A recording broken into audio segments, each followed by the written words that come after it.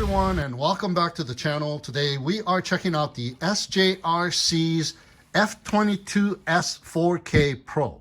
It is a foldable 3.5 kilometer Wi-Fi FPV transmission distance, 3.5 kilometer control distance, 4K HD electronic image stabilization camera, 2-axis mechanical gimbal, laser obstacle avoidance, optical flow, brushless motor, GPS RC quadcopter ready to fly.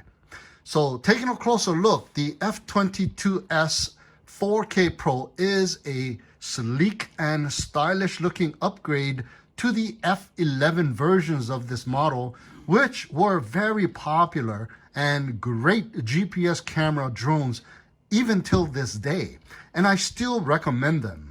Here's the F11 GIM 2 with the amazing 3 kilometer control distance and the 3 kilometer Wi-Fi FPV transmission distance. Now this will be the same exact model as the SJRC's F11S, which is the previous model. And now we have the F22S 4K Pro with the claimed 3.5 kilometer control distance and 3.5 Wi-Fi FPV transmission distance. So right away, we see that the props are non-foldable, unlike the previous models, but they are almost identical in design. This time, they are twist on and twist off props. So simply push down, rotate, and off they come. Push down, rotate the opposite direction, and it is installed and locked. Now, the design of the motors are different as well, even though they are the same exact size at 1806. I'm not sure about the kV on these motors, but they are usually about 2300 kV. The arms are foldable as well, but now the front arm hinges are located more towards the front of the drone, perhaps allowing for the front motors to be positioned slightly to the rear, which may minimize the props in the view of the video. Now, I'm not so sure about that because, as you can see, the front arms are now shorter than the previous versions, so it really doesn't make any difference. And it is not as compact as the old design. As you can see, the props are sticking out. Now, the build quality is with high-grade materials, just like the predecessors, and it feels nice and solid. However, the landing legs in the front are now foldable as well, which is nice, and it saves a lot of space, but they don't get quite locked in the outward position.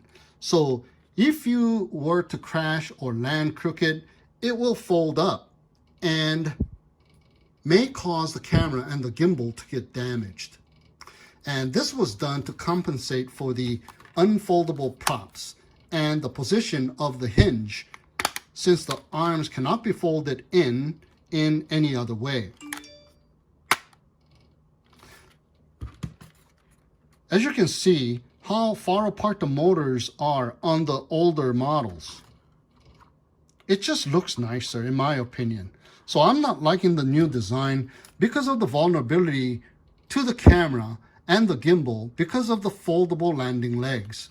If only the landing legs were able to lock in the outward position, I wouldn't have an issue with the new design, even though it's got unfoldable props. So let me know what you think about the new design in the comments down below. Now the camera looks like the same exact camera, but the 2-axis gimbal seems to be a redesign as well. As you can see, there's now a reinforced rubber mount to further stabilize the camera from vibrations, and I can feel the difference. The old one has a loose feel to it, but now it is nice and firm. Hopefully the video is stable and better than before as well. Now the recorded video can be recorded to the phone app, and the phone app is the same phone app from before. It is the SJRC Pro app, a free downloadable app in the App Store. Now it will record 4K photos and 720p videos to the phone app. But if you insert a micro SD card to the built-in DVR, it will record 4K photos and 4K videos at 30 frames per second. And here is the built-in DVR with the micro SD card slot. A 32 to 128 gigabyte micro SD card is supported, and a class 10 U1 or higher micro SD card is recommended. In the front, we have a laser obstacle avoidance module built into this drone, which is nice rather than the ones that go on the top of the canopy. Now, the only thing is it only detects objects in the front. So it has a transmit and receive port, and when the laser pulse signal is transmitted, the receive port detects an obstacle in the effective range of about 20 meters, and it will send out a stop command, achieving an effect of an obstacle avoidance and thereby preventing a collision. Now, on the bottom, we have a couple of super bright white LED lights for night flights, especially when landing the quadcopter.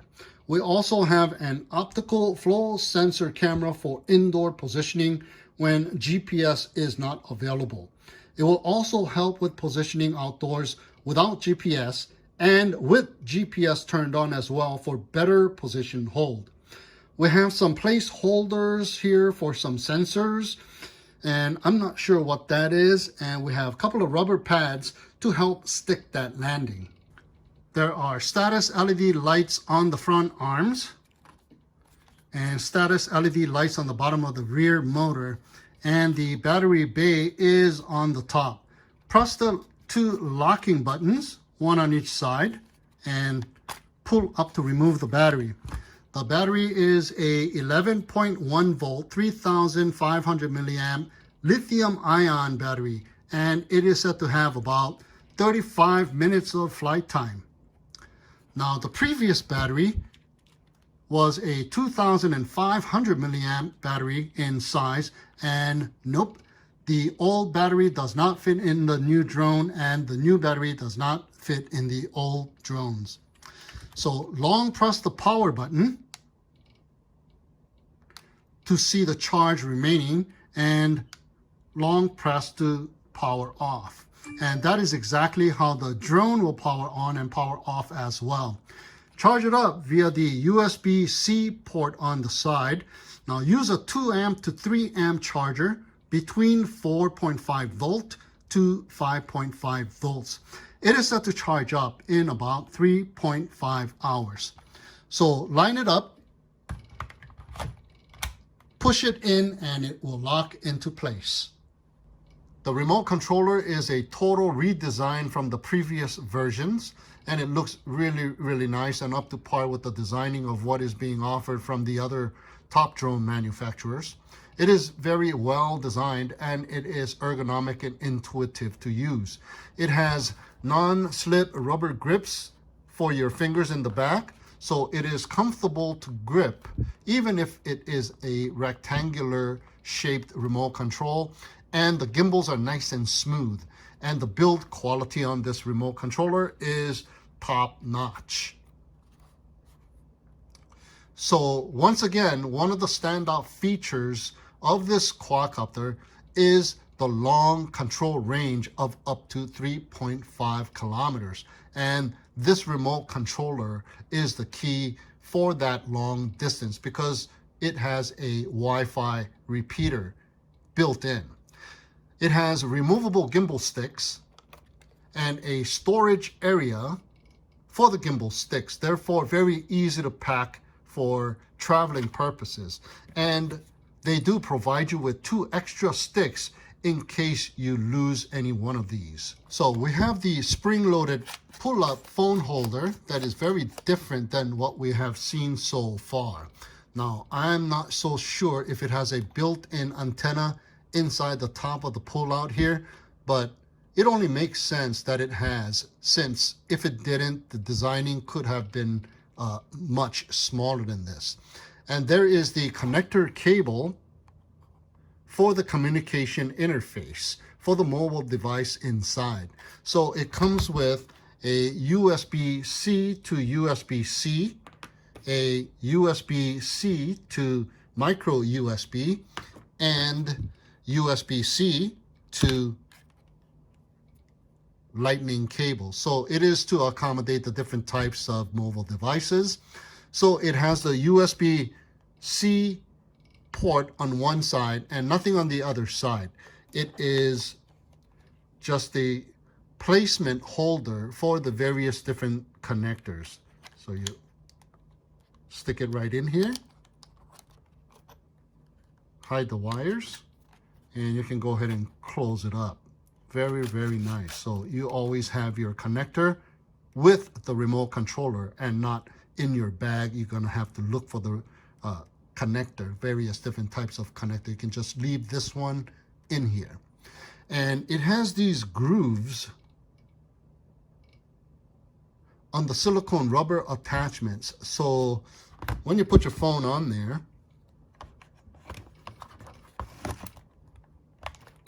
there you go. The volume rocker, or even like the power switch on your mobile device, does not get affected when your phone sits on the phone holder.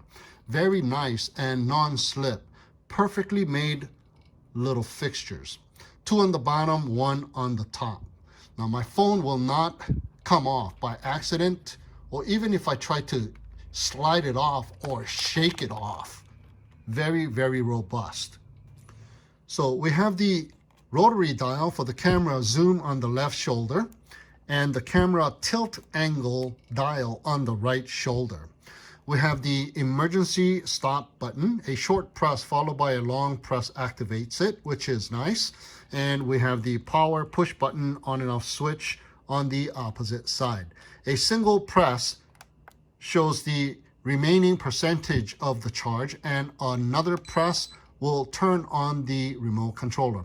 Now the LCD display is like that of the previous model, reminiscent of the MJX styling. A short followed by a long press turns off the remote controller.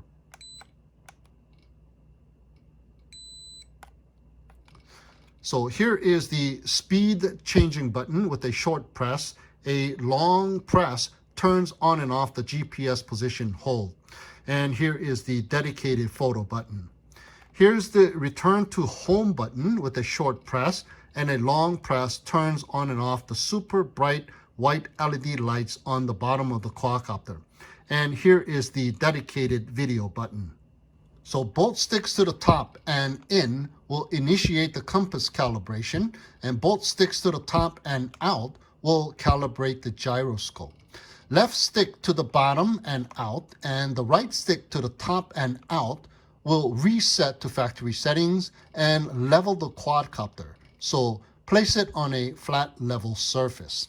Usually the gyro calibration includes the level calibration, and we don't see this on other quadcopters, so this is new to me as well. And both sticks to the bottom and in will arm and disarm the motors of the quadcopter. Charge up the built-in 3.7 volt 1500 milliamp size battery via the USB-C port on the bottom. It will take about 2 hours to charge for about a 2-hour run time. So to get started, connect the communication cable on the remote controller to the mobile device. Power on the remote controller. Now with the quadcopter on a flat level surface, go ahead and power up the quadcopter. Long press. The ESCs will sing their song, and the LED lights on the quadcopter will be flashing in red. That is because they are not connected yet. It will take about 15 to 20 seconds for the remote controller to bind with the drone. And this is because there is a Wi-Fi repeater that is built in to the remote controller that takes a little bit of time, and hence the 3.5 kilometer distance. Once they are connected, it will show up on the LCD display screen. The bar will light up and the LED lights will change color to white in the front and blue in the rear. It takes a little bit of time, and there you go. The bar is lit up That means they are connected, and the LED lights have now changed to white in the front and blue in the rear. And unlike other Wi-Fi FPV drones, the F-22 does not, or F-22S, does not connect via Wi-Fi from the drone to the mobile device, but rather with the communication cable directly to the mobile device from the remote controller instead of the drone. So let's go ahead and start up the app. It is called the SJRC Pro. Free downloadable app in the App Store, so go ahead and check it out. Start the app. It'll take you into the main interface. Make sure it's F-22S on the top right corner. And go ahead and hit the controls. And here we go. We have real-time FPV. Next, you will need to calibrate the compass of this GPS quadcopter. To do this, both sticks to the top and in will initiate the compass calibration. All of the LED lights will be flashing, and as you can see on the display screen, it will tell you to rotate the drone horizontally. And you do this until the blinking rear purple lights turn solid. Usually it takes about one full rotation.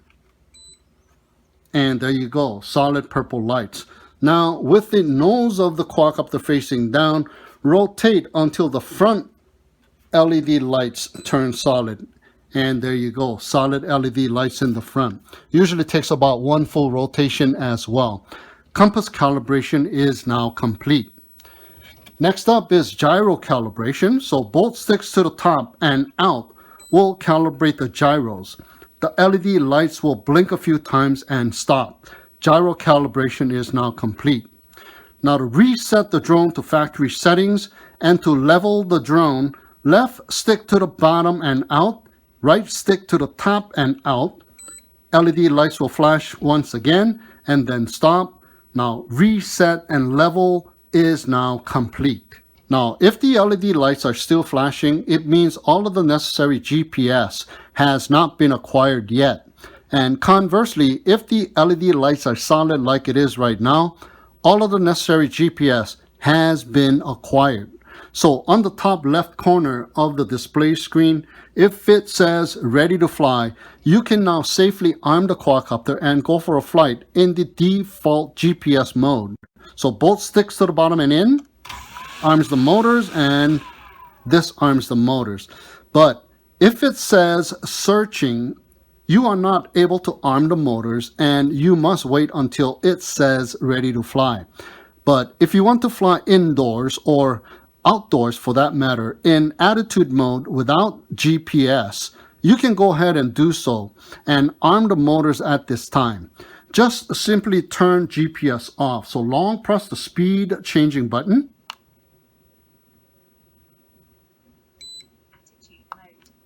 It will take you into ATTI mode or the attitude mode. This will allow you to arm the motors without acquiring all the necessary GPS and still go for a flight. However, you will not have GPS positioning in this mode. You will still have optical flow horizontal positioning, so when you do let go of the sticks, it will still hover in place. And if you want to fly the drone outdoors in this mode, but want GPS positioning like return to home, turn off GPS after acquiring all of the necessary GPS, just like I did right now, to fly the drone smoother without the jerkiness of GPS position hold when you do let go of the sticks. You will still have return to home features. And finally, I would have to say that the overall design of the F11 is much better than the new F-22S. The F11 is nicely tucked in. And when you go to grab it, you are grabbing the body of the quadcopter. It is a well thought out design and the fit and finish is excellent. Even when folded, because of the landing pads being so far apart, it will stick that landing, so to speak, and it is solid. Now the F-22S kind of looks like a drone before the foldable props came out some 4 to 6 years ago. Very untidy looking. Remember the Tianqiu Visual XS809W? And when you go to grab the quadcopter, you can't help but to grab these unfoldable props. They are just in the way. And because the landing pads are just right here when folded up and there's nothing in the front, it doesn't sit very well either. Now, it does, however, have more features than the previous generation F-11 drones. So we will find out if it performs better than the F-11s on the test flight. Now, take a look at this too. Folding out the arms and folding out the landing legs. Now, if I wiggle it on a flat level surface, as you can see, the landing legs start to fold in, and that's not good. And that is one of the reasons why I dislike this design. Now take a look at the F-11s. Even though you have to fold out the rear arm first because of the landing legs, it is solid and you will stick that landing every time, and the camera and the gimbal is well protected because the landing legs don't fold in. Now we will have to wait and see if this quadcopter performs better than the F-11 quadcopters. So there you have it, guys, the SJRC's F-22S, the unboxing, the closer look, and pre-flight setup, and what I think about the new design. Now stay tuned for the flight test video coming very soon. So until then, thank you so much for tuning in and watching. Have a great day, and we'll see you again next time.